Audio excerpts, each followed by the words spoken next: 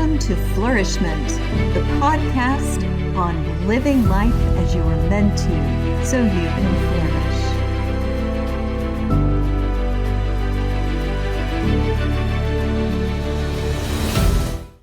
Welcome, everyone. Today, I have a lovely guest with me. Her name is Lori Wildenberg. She's a speaker, licensed family and parent educator, and is the author of 6 books, including her newest release, Messy Hope: Help Your Child Overcome Anxiety, Depression, or Suicidal Ideation. And she's here to talk to us today about how to cultivate hope in a hard world. Welcome back to Flourish-Meant, Lori. It's such a delight to have you today. Thanks so much for having me, Tina. I'm really excited to be on here and talking about hope. And really, this particular topic is very close to my heart. So I really believe that we need hope in this hard world, and our kids really need to know how to cultivate it. So, yeah. You're talking about cultivating hope personally as a parent, and also cultivating hope for those around you in your family and your household. Yeah. We want to be able to grow that hope in our kids and in really what's a hopeless world. The messages that our children are receiving and that we are receiving are just filled with really despair and hopelessness. And that's really shown itself to be evident, like exploded, wouldn't you say, Tina, during this whole COVID time as well? And how mental health is really something we need to be talking about and not accepting the issues of anxiety and depression as the new normal. This just is not okay. This isn't what God has for us. Yes, and I know that this is an issue that is both an organic issue and it's a circumstantial issue that's also exacerbated by the pressures of negative media, and circumstances around us have changed to create more anxiety triggering situations around us. But we can also learn to combat those things by the way that we respond to them. So let's talk about your experience dealing with messiness in your life. You talked about Messy Hope, your new release, and how that is something you can respond to, even if you might have something organic that you're dealing with that absolutely is a real thing. That's not an imaginary thing. Or you have something that is a real circumstance that you're dealing with. So talk to us about your personal experience, first of all, so people know that you're not just coming at this from an academic standpoint. Oh, yeah. Well, gosh, personally, for myself, I have, and some people might laugh at this, but I have a true fear of heights. Okay. And that can really create some anxiety in me. And there's that. So just my own personal feeling, which has actually helped me understand my daughter, who also has suffered from some depression, anxiety, and also suicidal ideation. And she is the reason why this book was written. My daughter, Kendra, has been very open about her struggle with these things, and she even has written a blog on it. And a few years ago, when she was in college, praise God, she had a failed suicide attempt. And because of that, she has had a passion for helping people walk through depression and to show that there's hope. And that spurred me on to feel like, gosh, I want to help too. And so her voice is sprinkled throughout the book, Messy Hope: Help Your Child Overcome Anxiety, Depression, or Suicidal Ideation. And the book is spiritual and practical.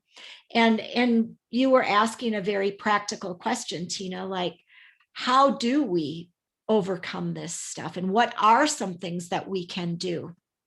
And I would say one of the first things to build an attitude and a philosophy and really embrace hope is for our kids and for us to know that there is always hope and help.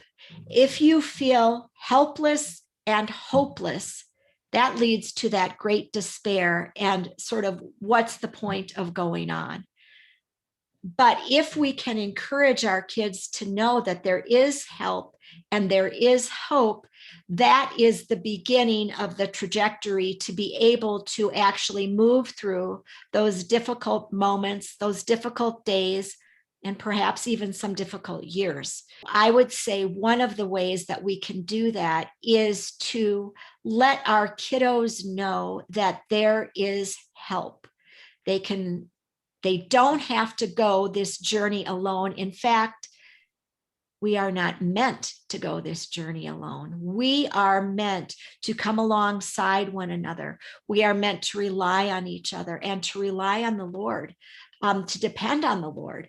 And so if we can encourage that whole spirit of help, being a helper and helping in our family, that is one way where our kids are not going to feel like they're the Lone Ranger and they have to do this life alone, and therefore end up with feeling helpless and hopeless. We have to let them know, oh my goodness, everybody struggles and it's okay. We have to normalize the struggle.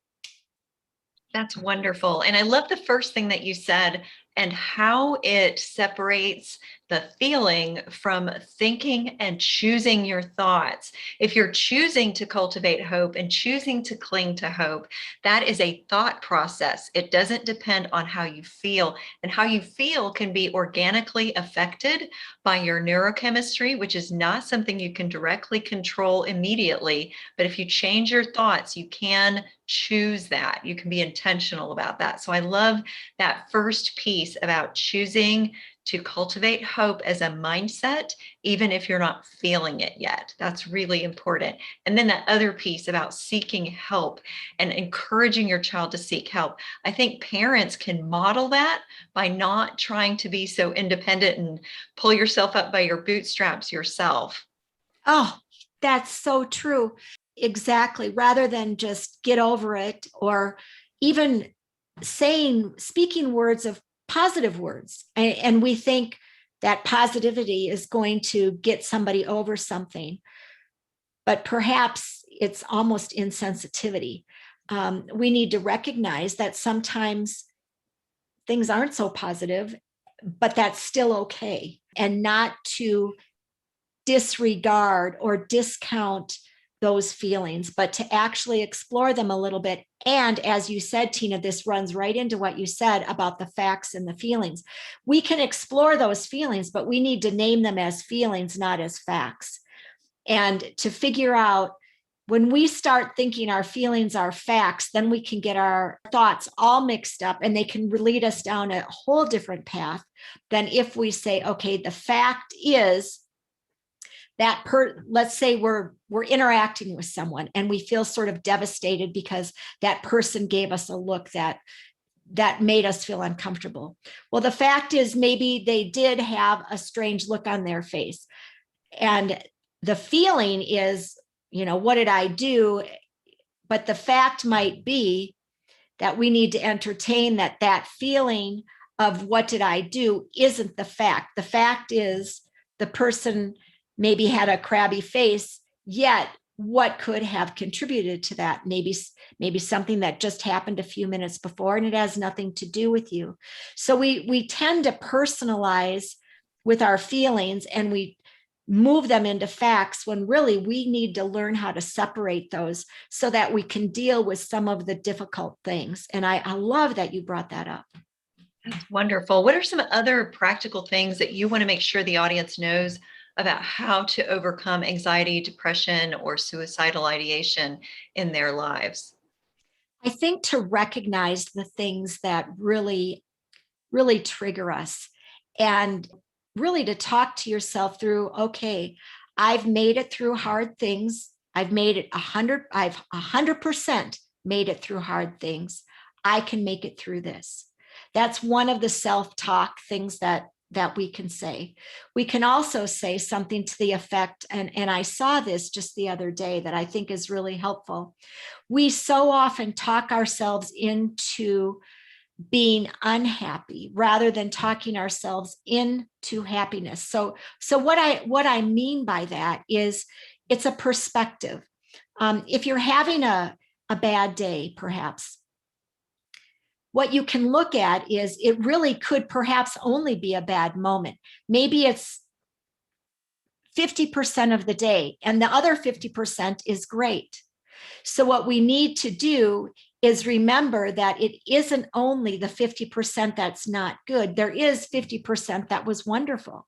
And you could even have only 25% that was good. But if we can focus on the positive, the hopeful, the helpful things, that helps our perspective in terms of how we look at life. Now, again, that isn't something that as a parent, if one of my kiddos is going through a hard moment, I'm not going to say, well, 25% is great, right? This is something that we need to practice on an everyday basis so that when they enter into that moment, at that moment, perhaps they are able to embrace the thought of, okay, I'm not going to perseverate on this particular thing. I'm going to focus on this instead. So how do you encourage your kids to focus on positives beforehand, and how do you get them to do so when they're in the midst of an emotional crisis or an actual crisis or a combination of those things? Yeah, I think the prevention, when you talk about gratefulness and thankfulness as an everyday thing, and even just at the kitchen table as you're talking, what's one thing that you can say, even if you had a bad day, what's one thing you can say that you are thankful for, grateful for today? That's setting the stage for the time when they are going through some difficulty. And at that time, hopefully they draw that up. But if they don't, I don't know that it's the parent's job to, at that moment, say, well, what are you grateful for in this? Because that comes back to that toxic positivity where they're going to feel either dismissed or discounted regarding their feelings. And we want them to feel like they have been heard. And once they've been heard and they feel as though you have empathy for their situation, then we can slowly move into being able to separate those facts from the feelings. And that's where we can get to even some problem solving, or for them to feel like they have a little bit of hope because they are experiencing some helpful conversation. But I would not necessarily focus on the positive in the middle of an emotional crisis. I would say, let them express that. And that also gives you an indication as to where your kiddo is. I think a lot of times our kids are afraid to tell us that they're not doing well. And I think that was part of my daughter's situation, not necessarily afraid to tell me, but didn't want me to be sad about her. She carried a lot of guilt with that, like she was responsible for the people's feelings around her. So she would really, suppress that stuff, and until it was really too hard to kind of dig out of. I think our kids and adults often feel shame when they're experiencing a mental health or emotional crisis. So they want to hide it because they're ashamed. And then, like you said, they also feel this false idea that they're burdening those who love them if they share that crisis moment or that struggle that they're going through. And instead, they will hide and stuff and cover up and pretend. Yeah. Shame's a big one. And that's why we have to be careful about how we are positive, because we don't want to shame them into thinking that they're always supposed to be happy.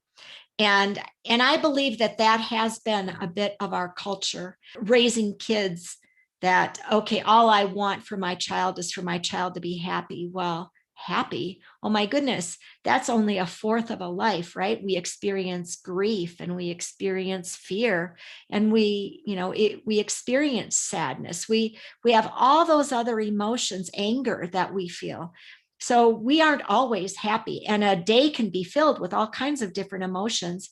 And when we look at and of course, Tina, you are so aware of this, and you're really good about talking about the mental health thing in terms of how media can really affect our mental health and how we can perceive everyone else to be having the greatest and the best experiences. And, we're seeing everybody's highlight reels, of course, it's Christmas cards, that are going out every day. And for our kids to know real life. And one of the things that I really wish that I had equipped my daughter with was to talk to her about social media. I think I just assumed, and wrongly, that she knew that with social media, everyone's putting out their best of the best. Everyone has insecurities. Everyone has fears. Everyone feels rejected at times. Everyone has disappointments, but you don't see that on Instagram. You don't see that on Facebook. And these are things that our kids need to know. Even though they put things out in that way, they share their best of the best. They don't think anybody else does. They think they're seeing everyone else's real life. Well, it's not true. And I remember thinking, a friend of mine, I was noticing some of her posts and I was feeling like, wow, she travels a ton. That's so cool. I would like to travel a ton. Okay. And so I talked to her about it when we went out for lunch, and she goes, no, I don't at all. She said, but I guess I do post my pictures from that. And she goes, I was just thinking you did a lot of traveling. So it's this perception and the way things are viewed and how we internalize that. This whole comparison and perhaps competition really can breed some unhealthy situations. And to have those conversations with our kids, and heck, even with ourselves. Absolutely.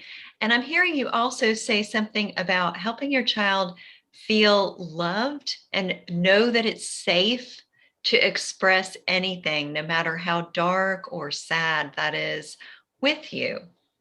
Yes. Oh, one thing that we always are afraid of, and it's an important question to ask, but we fear we're going to put this in someone's head, is if you see that your child is kind of falling into depression, it's a scary question to ask.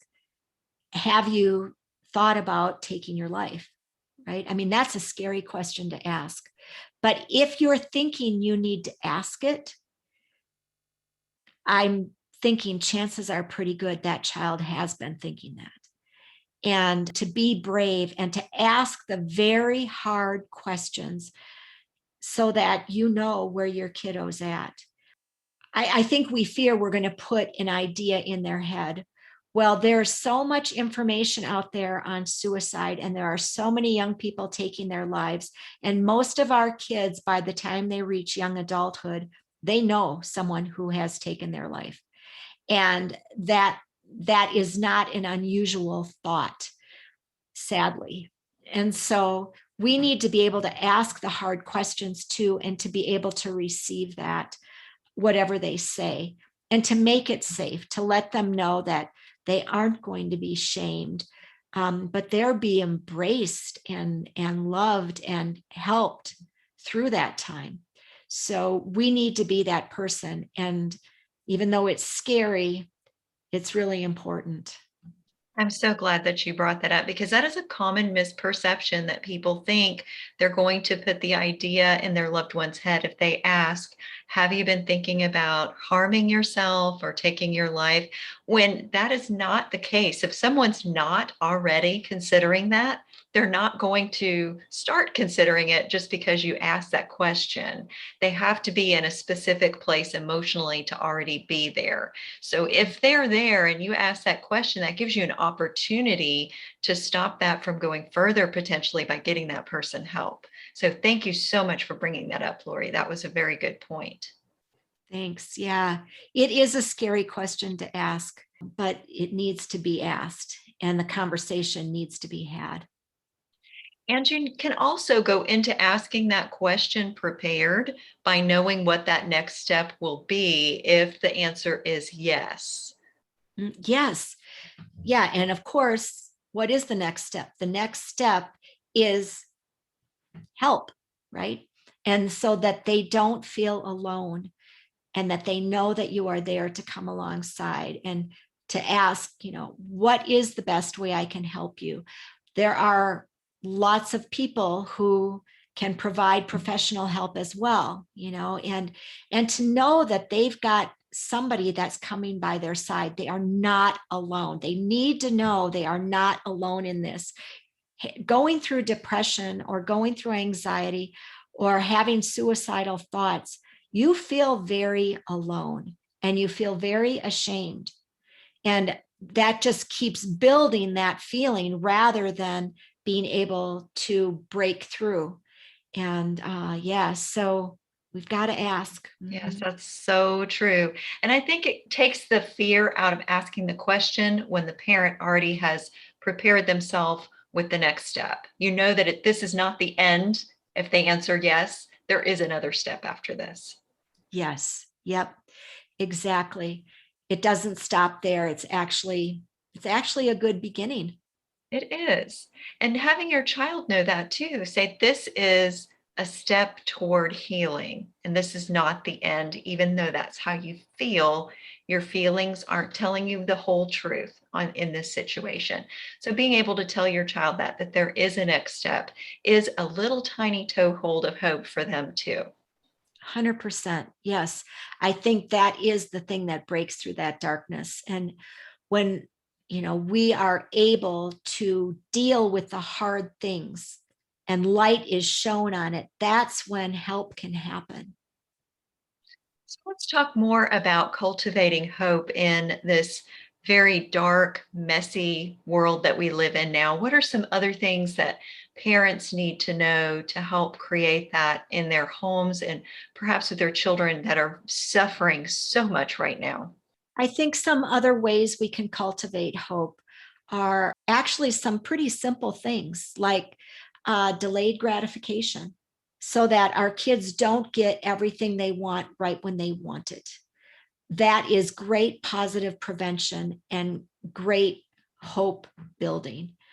When we can have our kids learn that maybe they have to work through something or earn something or perhaps even experience some disappointment. We so want to fix everything and not let them go through hard things.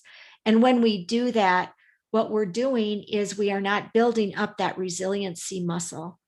And it's important that we start building that. And resiliency isn't the only thing, and perseverance isn't the only thing that leads toward hope, but it is one piece of the puzzle.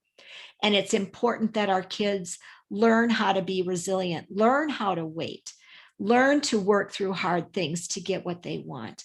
That is super helpful when they come across some sort of obstacle that they would really like to be able to go through, but yet they are not. And then they will be able to handle it in a different way. I think parents of particularly gifted and highly intelligent children need to be aware that their kids may be at risk for easily slipping into depression and anxiety and pressuring themselves to always succeed, to always perform, to always have things come easily because they haven't needed to have that resiliency in their education situations. They've always been able to easily learn, and that makes it so that they are susceptible to not knowing how to metabolize failures and difficulties. Oh, that's so true. And we can contribute to that by applying the pressure. It's very sad. I see a lot of families like really applying a lot of pressure for kids to in sports or in academics or in music endeavors, that they need to be the best of the best. Well, sometimes okay is good enough. And we are not the best of the best in absolutely everything. We have gifts and we have challenges, and we need to be able to learn from each other. And I think our kids also need to know that we have struggled too, and that there are certain things that we feel disappointment about, or we've had struggles and challenges with. When they can see that we are a whole person has successes and a whole person has challenges. And that's part of life. And that's a good part of life, because then we learn to rely on each other, which is super important. And to back off on needing our kids to be perfect. Some of them can, as you said, Tina, can kind of get that idea all by themselves. And one way that we can do that is provide that unconditional love.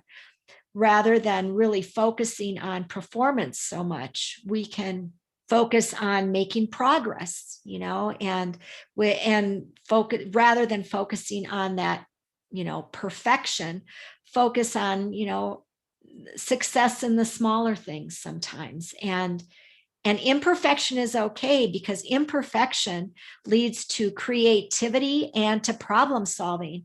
And that's something that kids who don't experience struggles, they don't learn how to be creative in a difficult time. They don't learn how to problem solve. And these are all things that help build hope. I love that concept of problem solving being part of healthiness mentally and emotionally. And I think our kids need to hear more stories of failing forward, of suffering through difficult times and hardship emotionally and mentally, like Grant, like some of the other people that we know have suffered through hardship. Even Mother Teresa went through a dark night of the soul.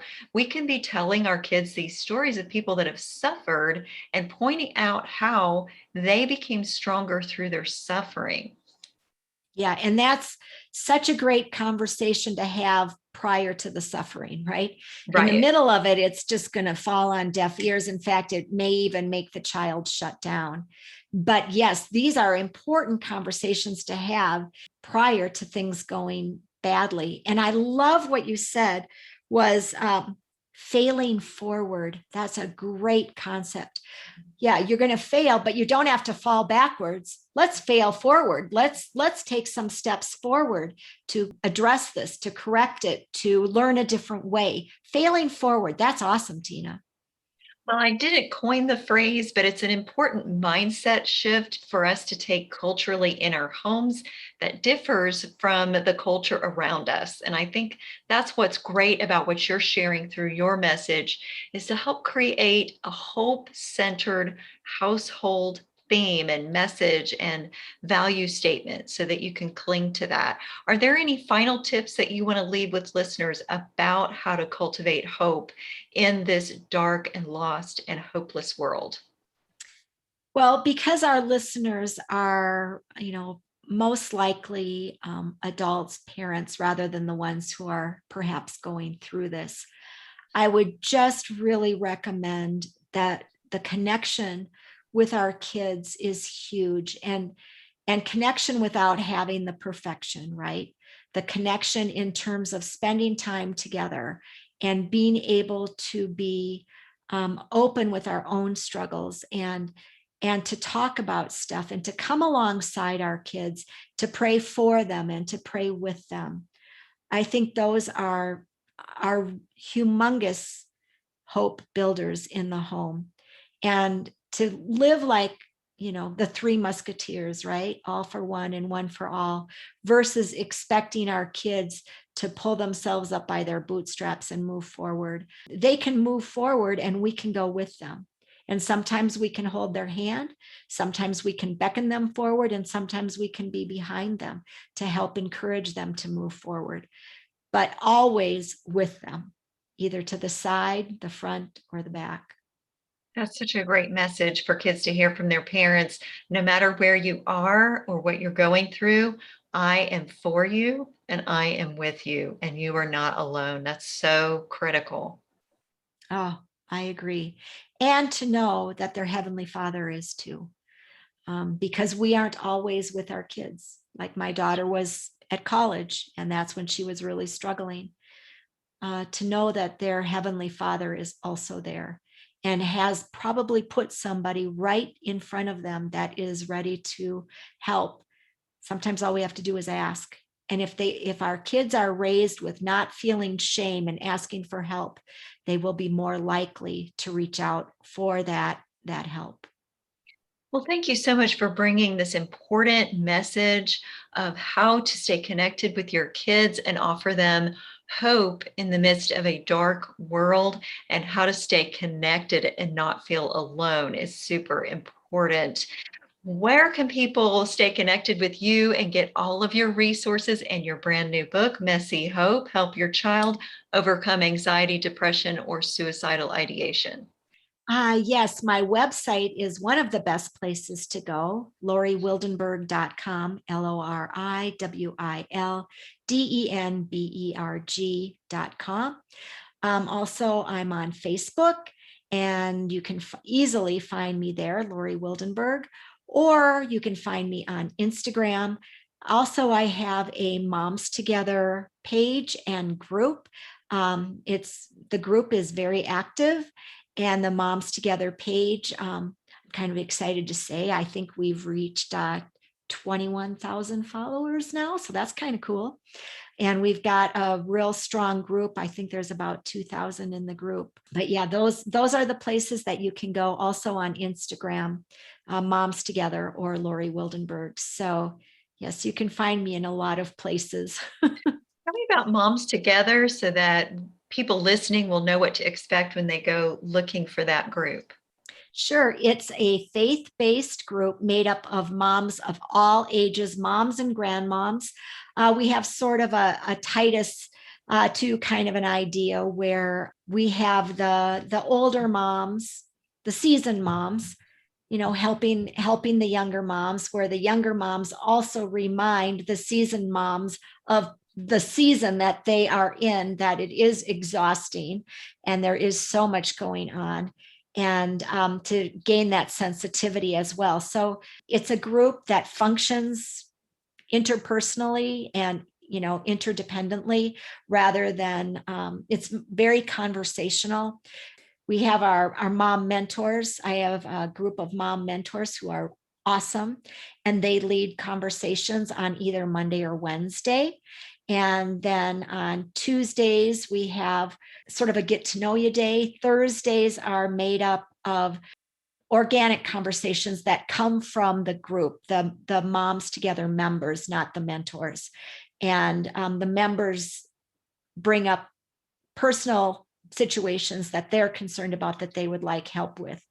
And it ranges from pregnancy, infants, all the way through young adults, parents of all these, and even older adults, and grandparents. So it's a real mixed group, and I think that's actually the way it's meant to be, according to the Titus 2 model. Sounds wonderful. I hope that all of you listening have really appreciated the depth of value that Laurie has brought us today. And I also hope that you come back for the next episode of Flourish-Meant.